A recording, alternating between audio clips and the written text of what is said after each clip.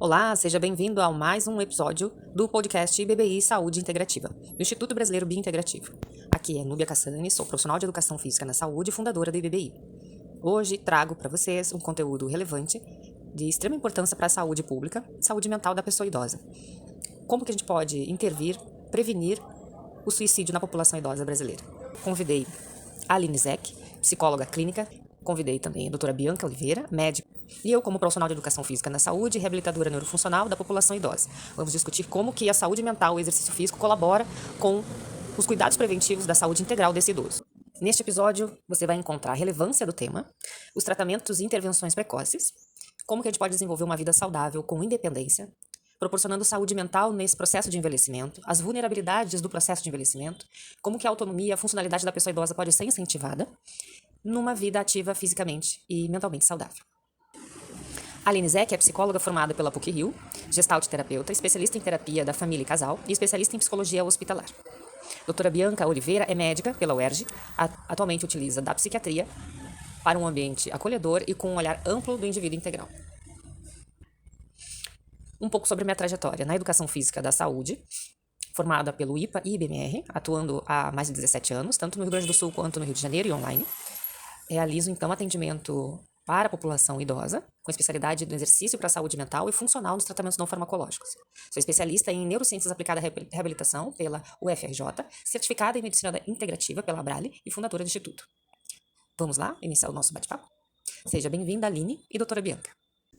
Oi, eu sou a Aline Zeck e agradeço a oportunidade de estar aqui conversando com Núbia Cassani e Bianca Oliveira sobre um assunto tão importante nesse mês de prevenção ao suicídio. Aqui, nós estamos falando do grupo etário mais vulnerável ao suicídio em todo o mundo, que são o grupo dos idosos. Segundo a Organização Mundial de Saúde, no Brasil, as taxas mais elevadas de morte por suicídio estão entre os idosos acima de 70 anos de idade. De acordo com as pesquisas, os índices de suicídios em pessoas com mais de 60 anos é quase 50% maior do que no restante da população. E isso se deve a vários fatores, incluindo doenças físicas, mentais, isolamento social, o sentimento de solidão, a falta de suporte social, as mudanças ao longo da vida, perdas de pessoas queridas e perda de autonomia. A OMS calcula que para cada suicídio consumado, há cerca de 20 pessoas que o tentam. Entretanto, entre os idosos, a razão entre tentativas e suicídios efetivados chega a ser de aproximadamente 2-1. Isso mostra que os mais velhos são menos ambivalentes em relação à morte. Eles têm menos dúvidas em relação à antecipação do fim. Esses números, somados ao crescente envelhecimento populacional, nos mostram a importância de um olhar atencioso para esse tema, trazendo nessa conversa reflexões sobre formas de intervenções, prevenção e cuidado com a vida nessa faixa etária. É um prazer estar aqui.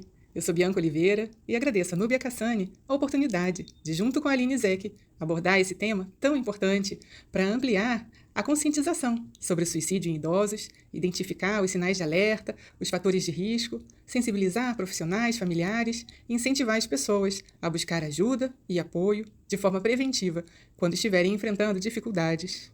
Então, doutora Bianca, relacionando com essas limitações físicas e sociais que o idoso possa vir a ter, com dificuldades de lidar com o seu processo de envelhecimento, com as mudanças de papéis, sociais e familiares, trago que o exercício e a atividade física colaboram muito com a qualidade da saúde mental e da saúde cerebral das pessoas idosas, como um fator protetivo de depressão, de ansiedade e de fatores que levem esse idoso a desenvolver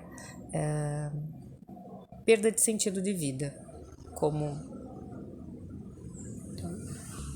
Então, compartilho quais são os benefícios que a atividade física traz para o cérebro e para a saúde mental das pessoas idosas.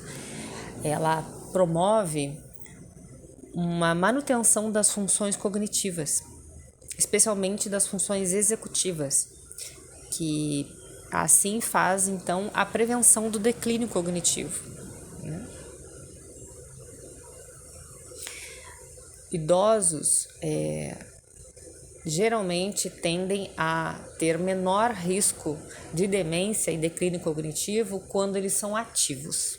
Isso é publicado cientificamente.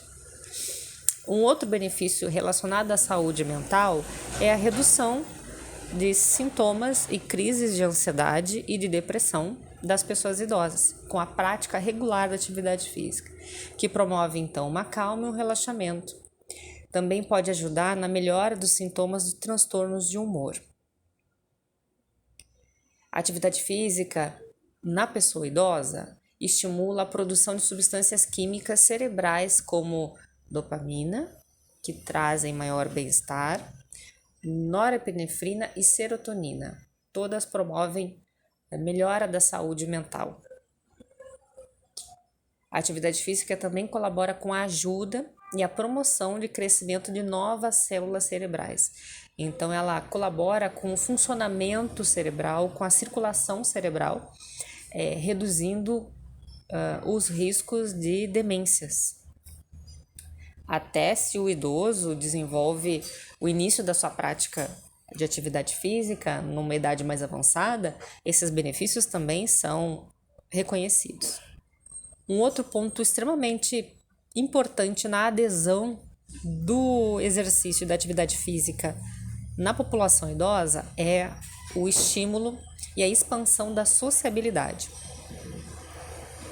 Esse idoso, conhecendo outras pessoas, independente se é da mesma faixa etária ou não, praticando atividades físicas coletivas ou individuais em determinados grupos, né, podem sim enfrentar também síndromes depressivas, caso estejam em tratamento também, né, assim como prevenir.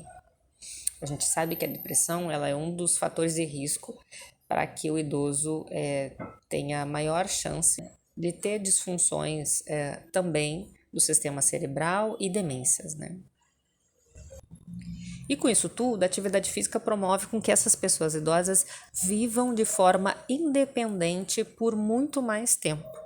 Então, a atividade física, ela tem documentação de ganho de 7 anos a mais de vida, quando a pessoa a realiza regularmente. O aumento da expectativa de vida pode trazer oportunidades, como, por exemplo, dedicar mais tempo às pessoas queridas, dedicar a atividades prazerosas e até mesmo descobrir novas paixões e habilidades, sendo assim uma construção positiva do envelhecimento, com qualidade de vida. Entretanto, a terceira idade é uma fase da vida que pode trazer diversos desafios. Desafios esses relacionados à saúde física, como, por exemplo, problemas de mobilidade, de visão, algumas doenças crônicas, que podem trazer limitações às suas atividades cotidianas. Desafios relacionados à saúde mental, sendo os mais frequentes a depressão e a ansiedade. Problemas relacionados ao declínio cognitivo, como a perda de memória, algumas demências. Desafios financeiros, relacionados à própria aposentadoria e orçamentos limitados. Desafios ainda relacionados à perda de entes queridos. Muitos enfrentam a morte de amigos, familiares, o que pode ser difícil de lidar. O isolamento social e a solidão também são problemas comuns entre os idosos e que podem afetar diretamente a sua qualidade de vida. Os sinais de alerta de como a pessoa está lidando com esses desafios nesta fase da vida podem não ser muito claros e diretos. Muitas vezes o idoso manifesta seu sofrimento de forma indireta, silenciosa. Por exemplo, com frases do tipo: "Não quero ser um peso para ninguém. Eu não quero atrapalhar a vida dos meus filhos. Eu já vivi demais, não sei por que ainda estou aqui." A comunicação verbal pode vir acompanhada de mudanças repentinas de comportamento, como desinteresse por atividades antes consideradas prazerosas, o descuido com a alimentação, o descuido com a própria aparência, ou com o uso de medicações. Enquanto psicóloga, eu recebo idosos com queixas relacionadas ao próprio processo do envelhecimento, principalmente queixas relacionadas à perda da independência, da autonomia, idosos em processo de luto por perda de pessoas importantes, problemas de relacionamento com os familiares, sentimentos de solidão, medo, ansiedade e falta de sentido na vida. Também recebo uma demanda vindo dos próprios familiares, que se queixam de comportamentos de descuido com a aparência, com a alimentação, de uma não adesão desse idoso a algum tratamento específico, como por exemplo a fisioterapia, do isolamento desse idoso e uma percepção de algum declínio cognitivo. Eu, na psiquiatria, recebo os idosos muitas vezes, já referindo não ver sentido na sua vida, se negando a comer, não querendo mais tomar remédios e nem falar com os médicos. Às vezes, falando claramente do seu desejo de morrer. Alguns dizem que pela fé que têm ou pela família, não tiram diretamente a sua vida. É muito importante estarmos atentos e observar como eles reagem nessas situações, na hora de comer, na hora dos remédios, na hora de se cuidar. Uma das dificuldades encontradas pelas famílias, pelos cuidadores e pelos próprios idosos é a organização dos seus cuidados e a gestão dos medicamentos utilizados. Geralmente, com o processo de envelhecimento, várias disfunções podem acontecer de forma simultânea dentro do organismo e metabolismo, que se fazem necessárias um acompanhamento de perto pelo profissional da medicina, pelo profissional da nutrição, da farmácia e da psicologia, por exemplo, que promovam então a introdução de alguns medicamentos, suplementos para a melhora da saúde desse idoso. Então, gerenciar esses cuidados de forma orquestrada, de forma facilitada, tanto pelo cuidador quanto pelos familiares, colabora muito com a adesão dos tratamentos e também com o bem-estar emocional desse idoso. Ele se sente capaz de entender todo o processo, de realizar suas próprias tarefas com autonomia, não sendo infantilizado em nenhuma fase da sua vida, né? Nesse processo de envelhecimento, colabora muito para que ele se mantenha saudável física e mentalmente. E dentro da saúde física, como um dos pontos importantes para salientar aqui é a administração dos medicamentos, né? Quando o idoso realiza mais de 5 medicamentos, é considerado uma polifarmácia. Essa polifarmácia ela pode interferir na qualidade de vida, na autonomia e na independência desse idoso, causando algumas dificuldades e as questões físicas, como por exemplo, a aptidão física para praticar atividades físicas e atividades da vida diária. Por uma visão integral do cuidado do idoso, na educação física, na gerontologia, nós abordamos isso. A polifarmácia, ela traz alguns efeitos negativos para a saúde dos idosos. Por exemplo, o comprometimento cognitivo.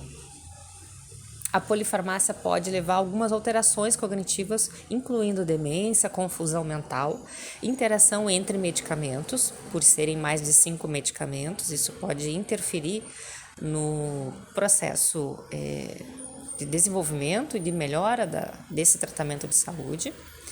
Interfere também no aumento do risco de quedas e lesões associadas a fraturas, quando a gente vê que idosos utilizam muitos medicamentos. A hospitalização, também isso é um fator que atrapalha bastante a vida do idoso. Sair do seu ambiente de cuidados domiciliar e ter que ir para um cuidado especializado por questão de uma polifarmácia não bem administrada, né? Sofrimento psicológico também leva esse idoso a aumentar o risco de depressão e ansiedade. Reações adversas a medicamentos, isso podem acontecer em função de interações medicamentosas. Isso faz com que até a adesão dos cuidados e da atividade física seja interrompida ou diminuída na sua qualidade durante o processo do cuidado desse idoso. Então, ao contrário da atividade física, o comportamento sedentário está associado a diversos índices de saúde precários em idosos, então piorando os níveis de pressão arterial, elevando o risco de obesidade e de níveis elevados de glicemia, que seria o açúcar no sangue. Também dificultando com que ele não tenha adesão aos tratamentos, porque ele não consegue resultados satisfatórios, né? A atividade física colabora muito com a melhora da saúde e também a redução de uso de grande número de medicamentos, e até a dosagem dos medicamentos podem ser reduzidas e eliminadas de forma progressiva com acompanhamento médico.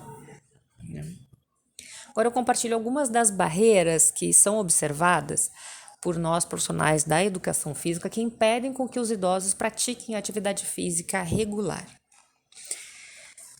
As limitações físicas, como a diminuição da flexibilidade no processo de envelhecimento natural, rigidez articular, como por exemplo em questões naturais ou também no desenvolvimento de osteoartrite ou osteoartrose, histórico de cirurgias, redução da massa muscular, também são limitações físicas que a gente considera. As condições crônicas da saúde que podem ser determinantes para que esse idoso inicie e se mantenha ou não na atividade física. O medo do movimento, isso também é uma coisa comum, é uma crença, a fobia pelo movimento, que a gente chama de cinesiofobia. Esse medo de lesões e de movimentos, eles são barreiras comuns encontradas por nós profissionais do movimento, não só da educação física, mas também da fisioterapia, citada muito comum pelos próprios pacientes. Uma outra barreira que é comum é a falta de apoio social que esse idoso encontra por não ter um apoio da família, um apoio dos amigos, como um fator motivador para que ele saia de casa, realize a sua prática ou dentro de casa mesmo, tenha o seu momento de cuidado social ou individual. Isso favorece muito com que ele seja um idoso com autonomia e realize as suas coisas de forma independente. A falta de motivação, que é uma automotivação, né? Pode ser uma barreira, sim, para que o prazer pela atividade física seja motivador para esse idoso. A falta de tempo. Então, tem idosos que realizam inúmeras tarefas familiares em função de papéis, né, sociais e papéis familiares, sobrecarregando esse idoso, fazendo com que ele cuide, por exemplo, de netos, de sobrinhos, de filhos, de animais, de plantas, de jardins, né? De casa. Tem idosos que ainda cuidam da sua própria casa, com pouca mobilidade, mas ainda o fazem. Tudo isso fazem com que a administração do tempo seja uma das barreiras para que essa falta de tempo não deixe esse idoso ter motivação para realizar a sua atividade física e se manter saudável física e mentalmente. Agora eu vou trazer algumas estratégias que eu considero interessantes para serem colocadas em prática para superarmos essas barreiras dos idosos não realizarem atividades físicas. Começando então devagar, com orientação profissional especializada, com um espaço adequado, ou com aquecimento ou com resfriamento, com alongamento, com aquecimento do corpo, esse local limpo, arejado, seguro de objetos para que não tenha nenhum risco de lesão, de machucado, né? O uso de calçados e roupas adequadas de apoio também, calçado seguro, com todo o pé preso, tudo isso favorece com que esse idoso se sinta seguro para realizar a sua prática de atividade física. Com orientação de profissional da saúde. Também tem outra alternativa que seria atividade coletiva, com encontro de grupos de apoio local, né? Relacionada à saúde pública ou relacionada a práticas de grupos particulares, de instituições interessantes para que esse idoso faça parte, se sinta pertencente, se sinta motivado também. E concentrando-se na técnica adequada. Então, a realização adequada e correta dos movimentos favorecem com que esse idoso ganhe independência e autonomia funcional. Diante desses sinais apresentados, o trabalho do psicólogo envolve, primeiramente, avaliar o grau de risco que o idoso se encontra. Ou seja, é necessário investigar quais são e qual a intensidade dos fatores de risco para essa pessoa e quais são os fatores de proteção. Os fatores de risco para os idosos incluem transtorno mental não acompanhado, sendo mais comum a depressão, perda de pessoas significativas e referências sociais, doenças crônicas e degenerativas, perda da autonomia e independência, conflitos familiares e situação de violência e negligência, e dificuldades financeiras. Já os fatores de proteção envolvem espiritualidade, fé, conectividade social e participação na vida comunitária, o suporte emocional de familiares e amigos, o acesso aos serviços de saúde e reconfiguração de projetos pessoais. O psicólogo irá avaliar todos esses fatores para conduzir as suas intervenções. Primeiramente, construindo uma relação de confiança com esse idoso para que ele se sinta à vontade para expor seus pensamentos e sentimentos. Se avaliado um alto grau de risco de suicídio no momento, é necessário intervir com medidas protetivas a esse idoso. A gente vai conduzir para uma avaliação psiquiátrica imediata ou até mesmo um atendimento de emergência. Entrar em contato com os familiares, promovendo uma conscientização desse sofrimento e trabalhando possibilidades de aproximação desses vínculos, com o objetivo de garantir a segurança desse idoso, além de realizar encaminhamentos indicados dentro da rede de atenção à saúde. No trabalho com o idoso, o psicólogo irá construir um plano terapêutico singular. Ele irá identificar e ajudar a promover recursos de enfrentamento diante das dificuldades apresentadas. O trabalho da psicoterapia envolve construir um espaço de acolhimento, de segurança, escuta essa dor dessa pessoa, para promover o aumento da autonomia nas atividades diárias, ampliar a rede social dessa pessoa, buscar recuperar vínculos ou estabelecer novas relações e atividades sociais. O psicólogo irá trabalhar questões relativas ao próprio envelhecimento, promovendo uma visão positiva, um olhar para os ganhos, aumentando a capacidade de resiliência. A psicoterapia ajuda ainda a ressignificar a vida, a encontrar uma motivação, um sentido para continuar vivendo, com qualidade. É necessário ouvir essa pessoa, entender sua história e resgatar projetos, retomar atividades antes prazerosas. O trabalho do psicólogo é ajudar o idoso a construir um novo sentido, um novo significado e direção para a sua vida. Culturalmente, precisamos rever os nossos conceitos sobre o processo de envelhecer. Ainda existem muitos mitos e tabus relacionados ao envelhecimento. Como prevenção, as esferas familiar e socioemocional são enfatizadas para a compreensão da sociedade sobre o suicídio. A literatura aponta que o apoio e a aceitação no ambiente familiar e de amigos são métodos eficazes de prevenção. Além disso, é importante que os idosos tenham acesso a serviços de saúde mental especializados, garantindo uma avaliação e tratamento adequados, promovendo que os problemas sejam identificados e tratados precocemente. A psicoterapia ajuda na prevenção ao suicídio à medida em que trabalha para a melhoria e o equilíbrio da saúde mental. O acompanhamento com o psicólogo de forma preventiva pode ampliar os fatores de proteção, aumentando recursos emocionais de enfrentamento diante das dificuldades próprias da fase da vida. Ajuda a encontrar sentido em viver, trazendo uma maior qualidade de vida. Pelo lado da psiquiatria, a prevenção vem no acompanhamento do declínio natural do funcionamento dos nossos órgãos, que vem com a idade, realizando exames periódicos com as correções necessárias a tempo, orientando quanto à necessidade de seguir os tratamentos, de tomar os remédios quando for necessário e da importância do apoio familiar. Para isso, o médico precisa ganhar a confiança do idoso e da sua família e trabalhar junto. Então, chegamos ao final.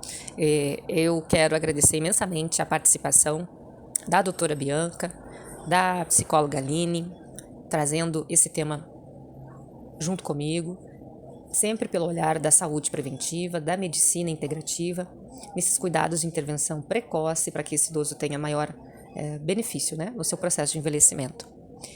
Muito obrigada a todas. Aline e doutora Bianca, passo a palavra para vocês. Eu que agradeço, Núbia, Aline, pela oportunidade de estar aqui e me coloco à disposição para qualquer orientação, qualquer ajuda, para sempre que precisarem.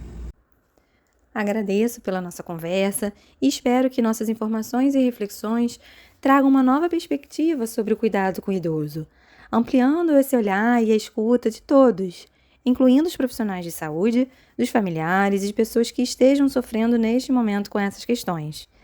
Em caso de dúvida ou interesse em saber mais sobre o tema, ou até mesmo aonde procurar ajuda, estou à disposição, só entrar em contato.